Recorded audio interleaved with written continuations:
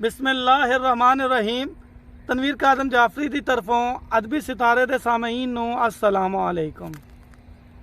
अज असी तुहाडे अपने चैनल अदबी सितारे ते तुहाडे वास्ते एक नवीं पंजाबी नज़म लैके आए हाँ।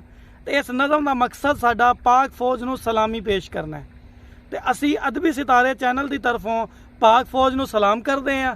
तो पाक फौज के नाम साडी एक छोटी जी नज़म और यकीनन तुहाडे दिलों के विच उतरेगी और तुहाडे भी जज्बात लगणगे कि तुसी भी यही सोचते हैं, क्योंकि पाक फौज साडा मान है। पाक फौज के नाल ही असी हाँ। पाक फौज है तो वह बार्डर ते खलोते ने, असी घरां च महफूज सुते पे हैं। तो साडा एक बारी फिर पाक फौज नूं सलाम। तो चलते हैं जी नज़म की तरफ। नज़म है कि धुप्पां सेक के रख छड्डदे ने लख सिपाही बार्डर ते।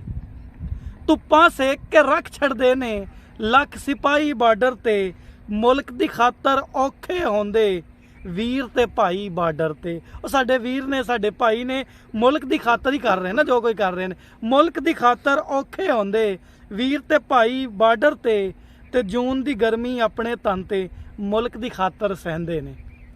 जून की गर्मी अपने तन ते मुल्क की खातर सहंदे ने। मुल्क की खातर विच दिसंबर लोग सकरदू रहंदे ने। मुल्क की खातर विच दिसंबर लोग सकरदू रहंदे ने।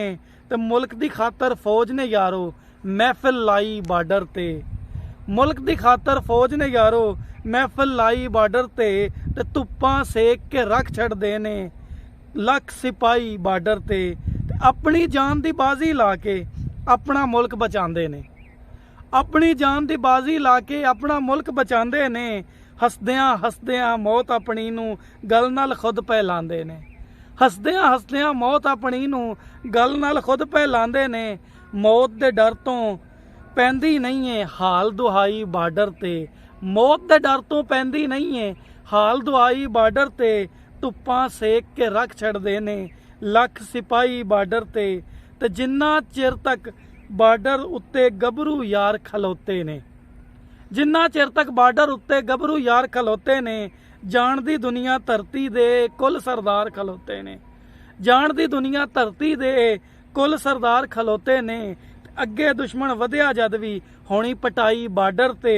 धुप्पां सेक के रख छड्डदे ने लख सिपाही बार्डर ते धुप्पां सेक के रख छड्डदे ने लख सिपाही बार्डर ते मुल्क की खातर औखे होंदे वीर ते भाई बार्डर ते।